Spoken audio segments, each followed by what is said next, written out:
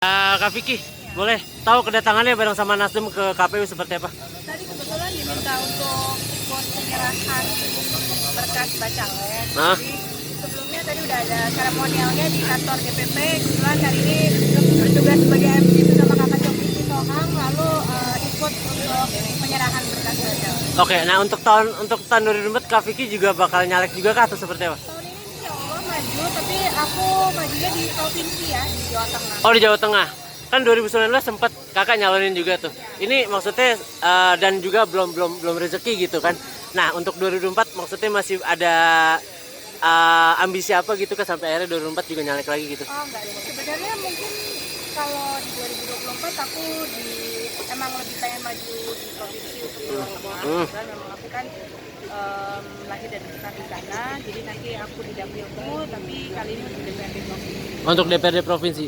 Oh gitu. Nggak ngincer yang DPR RI kak? Enggak, karena menurut aku tuh banyak proses yang harus masih dijalankan, dan proses belajar itu lebih mematangkan kita ya. Dan aku untuk jadi penyanyi dulu aku mulai dari backing vokal dulu. Oke. Kalau untuk DPRD aku mulai dari DPRD dulu.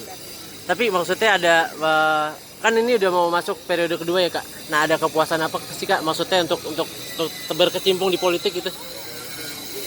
mungkin karena basicku emang dulu kan sekolahnya politik Iya. ya, jadi emang merasa terpanggil karena selama ini banyak terjun langsung aja sih ke masyarakat, terutama di bidang perempuan dan anak, untuk mengedukasi yang apa ya, yang lebih bermanfaat, seperti misalnya di bidang perempuan dan anak kita sering menjadi pembicara untuk stunting atau mungkin membantu beberapa korban kekerasan seksual. Jadi ya merasa terpanggil aja kalau di terjun ke politik kita lebih bisa membantu banyak orang melalui kebijakan-kebijakan juga ya.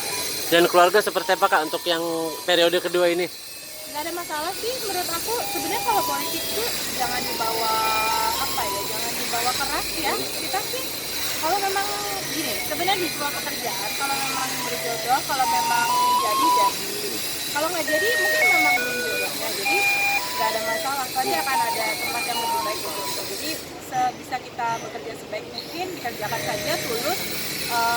Nantinya apa, bagaimana itu ya hasil yang kita perbuat saja.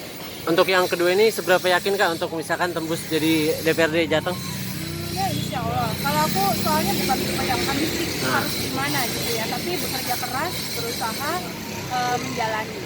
Jadi pasti kalau misalnya namanya kita mencalonkan ya diharapkan jadi gitu ya, karena dari situ mungkin kita lebih bisa berbuat banyak lebih. Tapi gimana ya, banyak orang yang nanti kalau kalah gini, nanti kalau kalah malu, nggak bisa seperti itu semua jalan Tuhan gitu. Jadi kita udah berusaha, nanti jalan Tuhan yang menentukan juga. Kak menanggapi anggapan banyak orang gitu, artis di DPR itu nggak ada kerjanya gitu atau nggak bisa kerja, itu menanggapinya seperti apa kak? Sebetulnya itu tidak hanya aku sih, mungkin ada beberapa oknum ya, nggak cuma yang berprofesi seperti artis yang tidak bekerja, mungkin ada ya, karena aku belum pernah masuk ke dalam situ. Mungkin bisa jadi ada, bisa jadi. Tapi kalau aku orangnya selalu berusaha berpikiran positif, semua orang punya kesempatan, semua orang bisa belajar untuk lebih baik.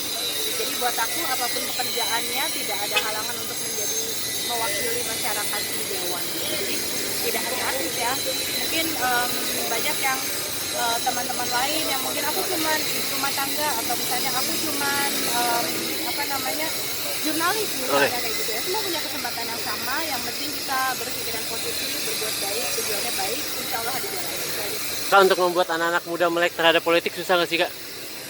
Sebenarnya tidak gitu. Aku justru salah satu anak muda yang terpanggil kemarin awal-awal aku lulus kuliah itu, kenapa belum tertarik masuk ke politik, karena masih ada nanti anggapan orang seperti ini, aduh nanti kejam. Tapi enggak, sekarang justru istilahnya dirubah. Kalau kita anak muda tidak mau terjun, tidak mau maju dan berbuat kebaikan, nanti ya politik akan terus dengan stigma yang negatif. Jadi kita ayo anak muda, kita terus turun, kita lanjutkan perjuangan, berikan pandangan bahwa politik itu indah, politik itu hal yang positif dan berdampak positif bagi banyak orang. Jangan lupa subscribe ya.